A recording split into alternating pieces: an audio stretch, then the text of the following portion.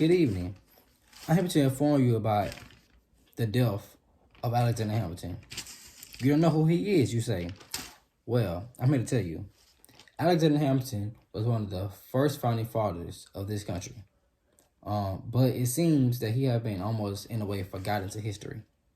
That was due to the fact his life was come to an abrupt end and due to the death by his first friend and enemy, Vice President Aaron Burr.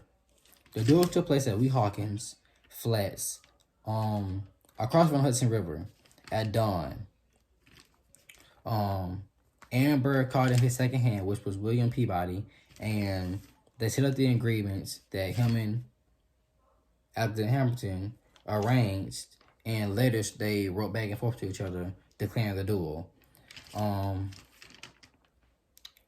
they sent their records in, as you know, in a duel, you walk 10 spaces as you count to 10, and then fire. Well, when that happened, Aaron Burr shot and killed Alexander Hamilton, which in a duel would be, something regular. That's how it's supposed to happen. But that's not the case. It's a little bit more to this duel. It holds a lot and means a lot in like what the sense that it is.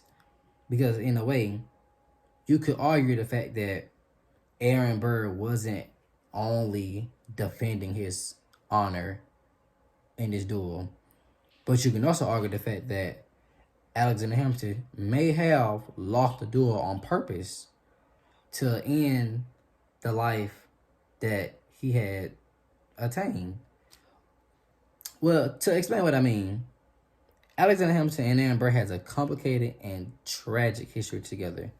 Even alone, they first became friends when Alexander Hamilton came into this country, but ever since they met, they seem to be battling each other for the spots. And Alexander Hamilton always came out on top, you could say. Alexander Hamilton is just one of the people that thrives and strives to get what he wants, and nothing's gonna stop him. Aaron Burr is one of the people that he liked to wait and plot, and I won't say plot. He liked to think strategically and logically through over the course of time, to like how things would be set up to get what he wants.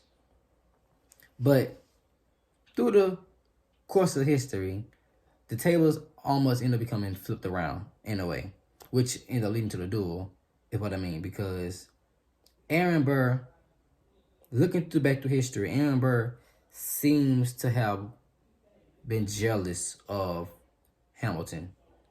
Hamilton always got what he wants. Hamilton became George Washington's right-hand man, even though Aaron Burr was the one who offered to be George Washington's right-hand man, but he picked Hamilton instead.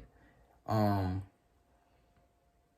due to that, Hamilton rose in power and created all these things as he wanted, because Hamilton was a man fixated on his legacy, and he wanted to make his legacy known.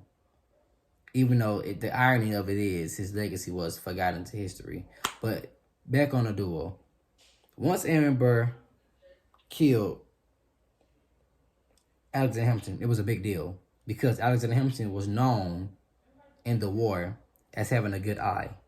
Alexander Hamilton had very good aim, and from a basic duel, he shouldn't have lost, but he missed. But that's good because, like I said earlier, the grief and stuff that he felt on his life. Alexander Hamilton had, in the recent years, gone through a lot. He had cheated on his wife, Eliza, with Mariah Reynolds, and that was later exposed to the Reynolds pamphlet, which was exposed to the entire country. And not only that, his son, Philip Hamilton, died in a duel that was surprisingly close to the duel, to the spot where him and Aaron Burr had their duel. Similarities? I say not. But yes, after the duel, Aaron Burr, by the Union, the Union viewed it as a dramatic tragedy. Like, Aaron Burr was shunned, his name was thrown through the dirt. after all this. But I still want to go back to the duel itself, what it means. The duel to Alex, that duel, I guess, was a means to the end. It had to happen because Aaron Burr was the one thing that was the one person that Hamilton couldn't, I guess, inspire and get and to convince him. Like, everyone loves Alexander Hamilton. Everything he did was great. But Aaron Burr, on the other hand, you I guess in a way criticized him on his flaws. He could never impress Aaron Burr. But on the opposite end,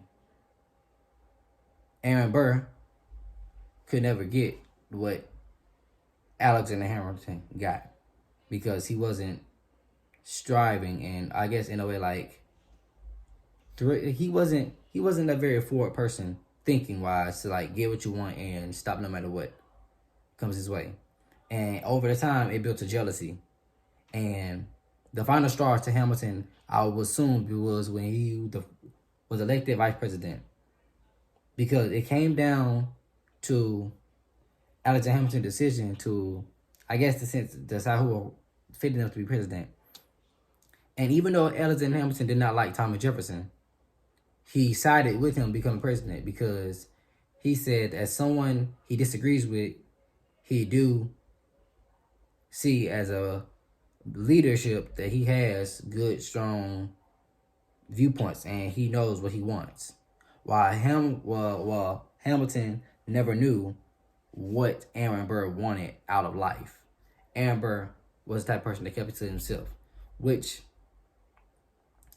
in later years became, I guess, a backhand to him because he started becoming more open and greeted to people as he started becoming, I guess, running for vice president or running for president.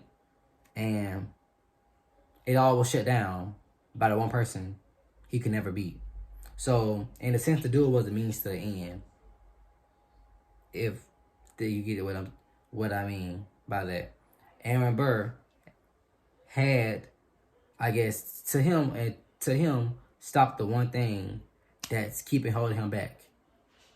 And that was Alexander Hamilton. While you can say on the flip side, Hamilton agreed to a duel with the one person he knew that would take his life, that wasn't afraid to. Because everybody loved Hamilton. Well, they still did, even though his name was tarnished by the actions he caused. They still respected Hamilton, in a way. So, in a sense, you could say the duel was meant to happen. It was going to eventually happen. But it's a tragedy nonetheless. Because these two men who were so close end up becoming so hatred towards each other. And not necessarily hatred, despising and like wanting to beat each other to the point where it had resulted in their death. Which, after the death of Alexander Hamilton, Aaron Burr later realized, because I believe at the time around the death there was like 48 and 47.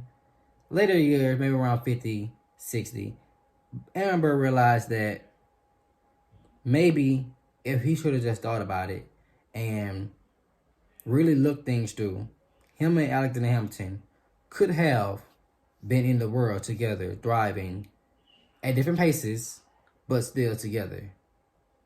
And that ultimately the tragedy of how the forgotten founding father, Alexander Hamilton, was killed by Vice President Aaron Burr.